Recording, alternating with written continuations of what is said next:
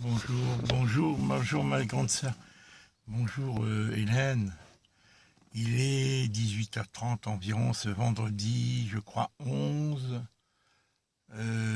mars. Voilà. Je viens te faire la vidéo, une courte vidéo j'espère. Voilà, suite à ton message de ce matin, ce vendredi matin dont j'ai pris connaissance ce vendredi où tu me demandes des résultats concernant ma visite médicale chez le médecin.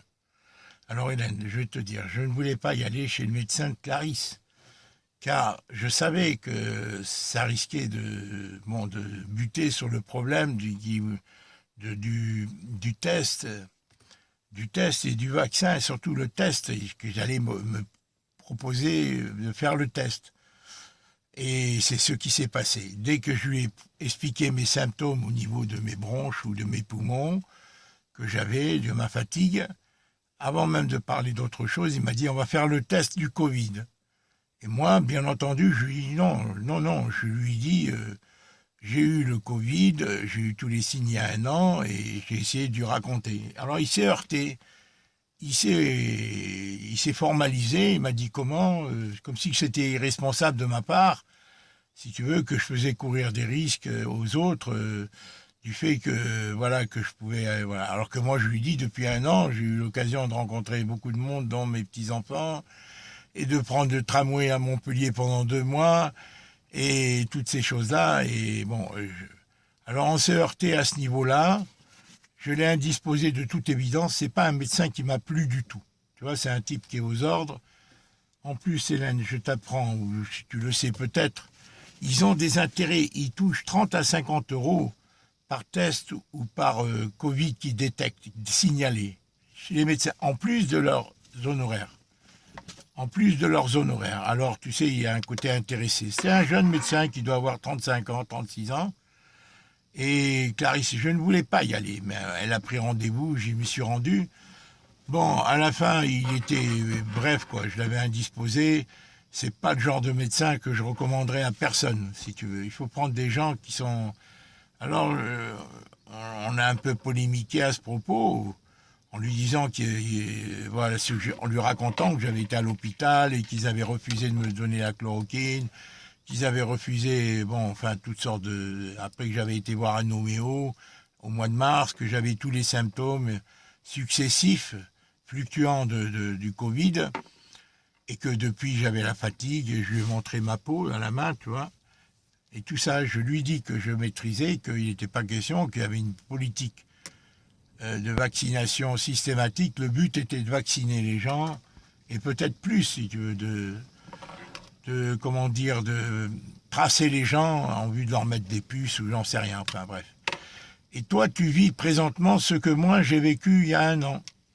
Et vous allez avoir la psychose, Hélène. Je te recommande, Hélène, vivement, ma grande sœur, je te recommande vivement de ne pas suivre les actualités.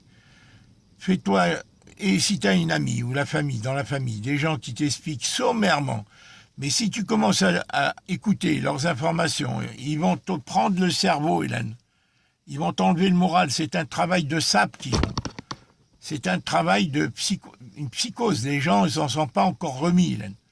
Hélène, ce matraquage systématique, Hélène, n'est pas fortuit. D'un seul coup, on vous parle et on dramatise dans le but de vacciner tout le monde, de faire les tests et de vacciner, de confiner et tout ça. C'est un problème, Hélène, énorme. C'est vraiment un problème énorme, ce problème qui est planifié, qui est géré mais qui a été planifié depuis des lustres. Bon, et qui est géré. Alors moi, je te recommande vivement, Hélène, de ne pas suivre l'actualité au jour le jour, de te la faire résumer sommairement, mais le truc des gens testés, des gens qui ont le Covid positif, qui ont été testés positifs, des gens qui se font vacciner par milliers, tout ça, ne les écoute pas, ne te fais pas vacciner, Hélène, et ils n'ont pas de raison de te l'imposer. Pour l'instant, ils ne l'imposent pas. La seule chose, c'est que les gens qui l'ont pas, il y aura un passeport sanitaire d'ici quelques semaines ou quelques mois, et y compris et les gens ne pourront pas voyager, prendre l'avion. Voilà, c'est-à-dire ça, c'est pour imposer le vaccin. Si tu veux, à tel point que Bibo et Adélie prévoient de partir au Liban incessamment, parce qu'ils savent qu'on va imposer le vaccin aux gens qui prendront l'avion. Tu vois? Donc, tu n'es pas dans cette situation, Hélène. L'urgence, dans l'immédiat, c'est de te protéger, de ne pas être en contact avec des gens qui risquent d'avoir le Covid, qui ont le Covid, et d'être bien suivi. Hélène, de prendre le zinc, la vitamine D, c'est le soleil, de prendre du zinc, de la vitamine D, tout ça, de renforcer ton système immunitaire, de ne pas stresser, de faire de l'activité physique, d'avoir un bon moral. Voilà, un bon moral. Ça, c'est le professeur Joyeux et d'autres, Hélène, qui le disent. Hein, dès qu'ils ont eu des symptômes, de prendre du zinc à 15, 20, 30 mg par jour. Alors, bien sûr, toi qui suis des traitements d'anticoagulants, Hélène, tu dois te référer à ton médecin. J'espère que c'est un médecin qui a le sens critique et une liberté, Hélène, d'appréciation, de conscience, et qui n'est pas sous les ordres idéologiques de l'ordre des médecins, qui lui suit la politique imposée par le gouvernement et les mondialistes, au-delà, les laboratoires pharmaceutiques, etc. Donc j'espère, Hélène, que ton médecin te prend à cœur et qui est un homme consciencieux et qui est, voilà. Et voilà, encore une fois, ne suis pas, Hélène, au jour le jour. Le confinement vous est imposé, le masque vous est imposé, tout ça, ça crée une sorte de sidération. Les gens, après, c'est un matraquage, les gens vont être défiés les uns des autres, ils vont être déroutés, Hélène, c'est dans cet objectif. Et c'est de t'éloigner de tout ça, en te protégeant, en ayant les oligo-éléments, le zinc, la vitamine D, la vitamine C. Voilà, ça, je crois que tu es assez bien informé. Voilà, moi, je peux me tenir un peu au courant de ce qui se passe en Calédonie. Mais Hélène, si vous commencez à faire le décompte des gens qui sont morts, comme ici, hein, ils l'ont fait il y a 1 an, et qu'ils continuent à le faire, hein, à propos des testés, des vaccinés, et ci et ça, je te demande de t'en défier. Hein, Hélène, de t'être prudent. J'espère que tu es bien entouré. Fais beaucoup de live avec la famille ou des amis de confiance, hein, voilà, pour pas vivre cet acharnement, si tu veux, du pouvoir pour vacciner les gens. Voilà, c'est un acharnement, c'est un projet qui remonte à très longtemps. Hélène, ce Covid n'est pas dangereux. Il est dangereux pour des gens à risque, mais Hélène, t'es pas forcément. Moi, j'ai entendu Montagnier, il a dit qu'il ne le ferait pas, le vaccin. Montagnier, j'essaierai de le trouver à la cassette, où il le dit, qu'il n'est pas fiable. Aucun vaccin ne peut être fiable, actuellement. Hélène, voilà. Ceci dit, Hélène, moi, je suis fatigué, indépendamment du problème des poumons. Ils m'ont donné des antibiotiques, je vais les prendre. Je vais les prendre cette fois-ci. Il y a longtemps que je n'ai pas pris, même si ce médecin m'a pas fait bon effet. Vraiment pas bon effet, hein, parce que j'ai l'impression que c'est des gens aux ordres. Et moi, je lui dis franchement, il était anormal qu'on interdise aux médecins de prescrire, que l'ordre des médecins, suivant des ordres politiques, interdisent aux médecins de prescrire. On est médecin ou on n'est pas médecin, ils prennent alors qu'on leur a interdit ici, en métropole, il y a 1 an. Voilà.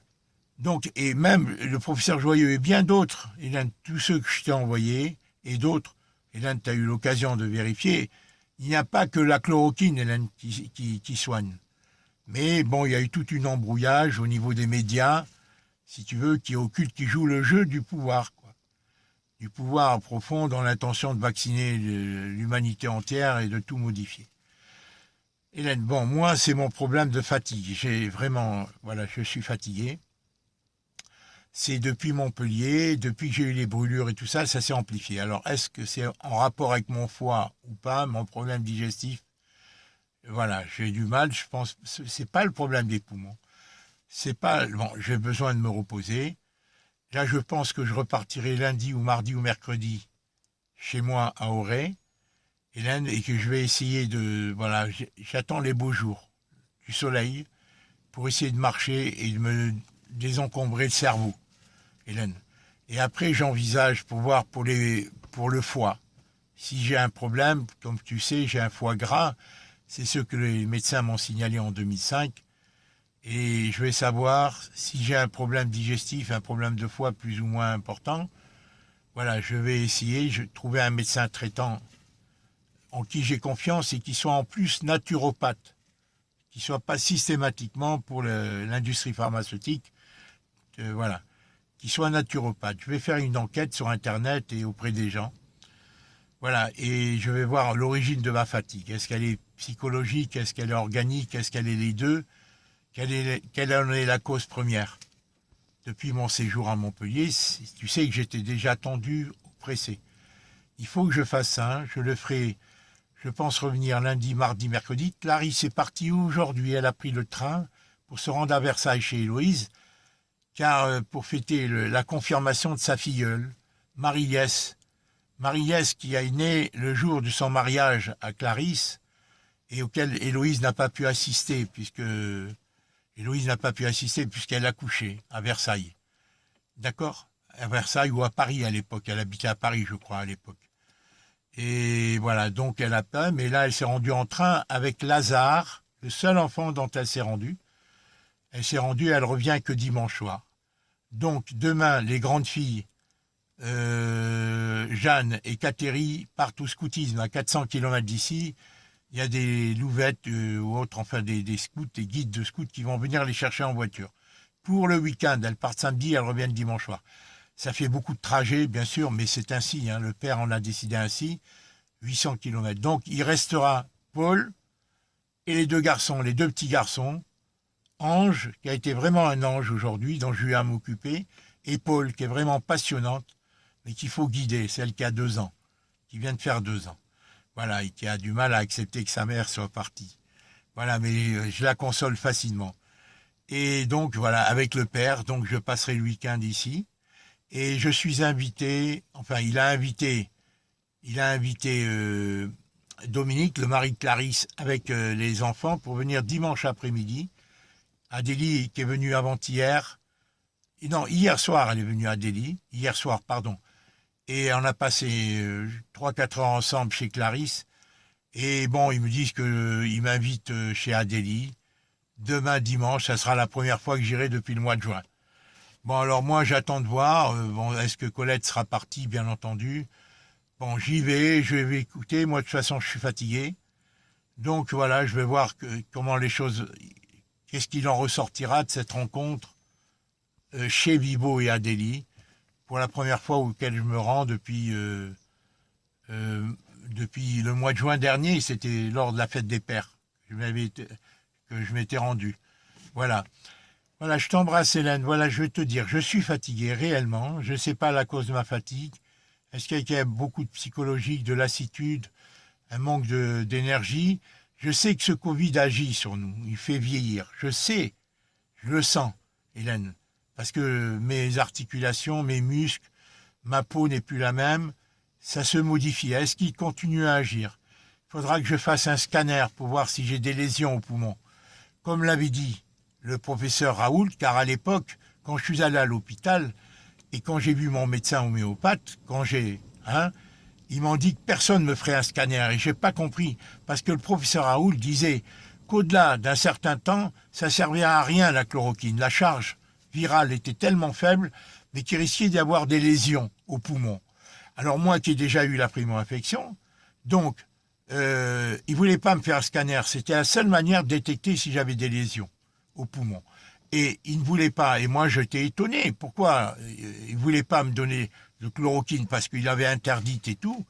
Mais pourquoi pas faire de scanner? Puisque c'était la seule manière de vérifier si j'avais eu des lésions, des séquelles, des lésions dues au Covid que j'avais contacté pendant 2 mois, que j'avais eu. Mais depuis, tout change en moi. Voilà, parce que c'est ainsi, ça agit sur les personnes un peu qui ont un système immunitaire fragile. Bon, maintenant, il faut que je reprenne. Je vais suivre mon traitement concernant le foie que j'ai commandé, tu sais, quand tu m'as envoyé la vidéo.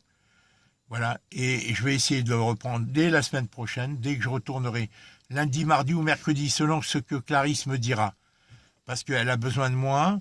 À son retour, elle revient dimanche soir, elle aura besoin de moi probablement lundi. Et après, j'ai dit à Clarisse, tu me feras appel quand tu veux, avant d'arriver à saturation, parce que pour moi, c'est trop difficile ce qu'elle fait. Hélène, il y a beaucoup de choses à reprendre. Et je ne sais pas, Colette, où elle en est. Je sais qu'elle est fatiguée. Je sais pas, mais Clarisse, elle peut pas. Elle a des aides ménagères qui viennent de temps en temps et tout ça, mais il lui faut quelqu'un en permanence et surtout, il faut reprendre les garçons par une certaine discipline, si tu veux. Et moi, la meilleure manière de discipline, c'est de les mettre seuls dans leur chambre. Aujourd'hui, ça s'est impeccablement passé. J'ai eu Ange, qui parfois est dissipé, provoque et tout. Aujourd'hui, il a été merveilleux. Il a 5 ans et demi, il a découvert les fables de La Fontaine avec moi. J'ai vu sur YouTube, il a été passionné. Et là, je vais m'en servir de support. Voilà, il est très intelligent et tout, mais parfois il s'en rebelle, tant lui que Luc. Et voilà, ma sœur, que j'avais à te dire. Alors, je tiendrai au courant, d'accord? Hélène, concernant l'achat de la maison et tout ça, on verra, Hélène. On verra s'il faut louer, acheter ou pas pour le camping-car. Moi, j'aimerais bien avoir l'autonomie, tu vois, pour pas être chez mes enfants systématiquement, de pouvoir venir partir. Et si je peux avoir une activité, être autonome. Le camping-car, c'était un projet qui date depuis 1981. Quand Colette, on devait l'acheter avant qu'elle me quitte. Elle m'avait mis les 20 000 euros à ma disposition pour acheter. Je sais, mais je ne sais pas où on en est dans le travail sur les marchés, Hélène. Il faut que je retape ma santé avant tout, tu vois, Hélène. Mais j'aimerais avoir ce camping-car pour être autonome et avoir l'espérance d'avoir des contacts avec d'autres gens, de m'aérer, de ne pas être tout le temps dépendant de mes enfants, tu vois, chez les uns, chez les autres.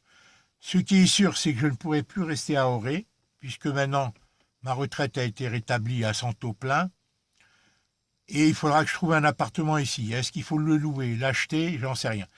Ce que je sais, c'est que je ne pourrai pas vivre longtemps chez mes enfants. Ils ne veulent pas, et moi non plus. Je pense pas. Bon, chez Bibo, il y aurait eu la possibilité. C'est assez grand. Mais il y a Colette. Mais Bibo ne veut pas non plus, tu vois. Bon, et c'est ainsi, le monde a changé. Là, c'est plus le monde d'avant. Ce n'est plus le monde d'avant. J'ai cette chance de t'avoir, Hélène, pour m'aider à résoudre ce problème vital pour moi. On en communiquera, Hélène. J'ai vu les prix des maisons. On verra, Hélène, tout ça ensemble. Hélène, peut-être qu'on mettra la maison à 110 000. J'attends encore, je réfléchis. Voilà, Hélène, on la mettra, mais elle partira pas à moins de 110, même s'il le faut, par mes propres moyens. C'est sûr qu'elle devra se vendre à ce prix-là. Surtout avec les beaux jours qui vont revenir. Pour l'instant, on reste à 180, Hélène. Je lui ai rajouté 15 jours jusqu'à la fin mars. Après, je nommerai peut-être d'autres trois agences autres, ou 4 même. Après, j'ai plus de contrat avec lui. Hein. Il continuera à chercher, je ne l'enlève pas, mais il ne sera plus le seul. Alors, maintenant que je lui ai rallongé, il va faire son maximum pour 180. Et s'il n'y arrive pas, je ne baisserai pas systématiquement à 110, Hélène.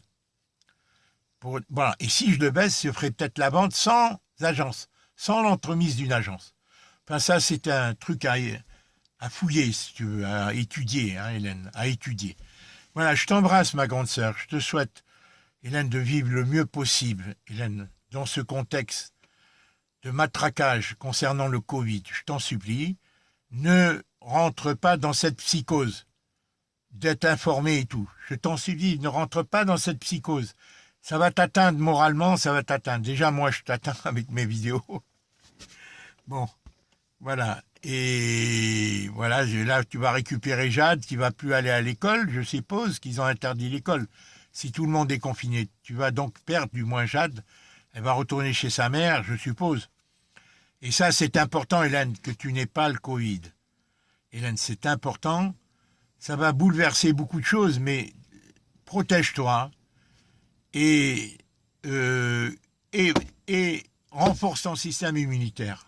Avec l'avis, bien sûr, d'un médecin, car moi, je ne sais pas, Hélène, les anticoagulants que tu prends, quel effet. En tous les cas, c'est important, les anticoagulants, parce que, paraît-il, c'est l'oxygénation de notre corps, l'oxygène du sang, qui se coagule et qui empêche une mauvaise oxygénation de nos cellules. Est-ce que ça se passe dans le sang ou pas? D'où le vieillissement de ma peau et voilà, et des problèmes de tendre sur mes jambes et tout. Et cet affaiblissement, cette fatigue permanente, Hélène. J'espère que c'est ça. C'est dû au Covid et non pas à des problèmes de foie, de mon foie qui est gras, comme je t'ai dit, suite au Rumifon que j'ai pris hein, pendant 2 ans quand j'avais eu la primo-infection tuberculeuse.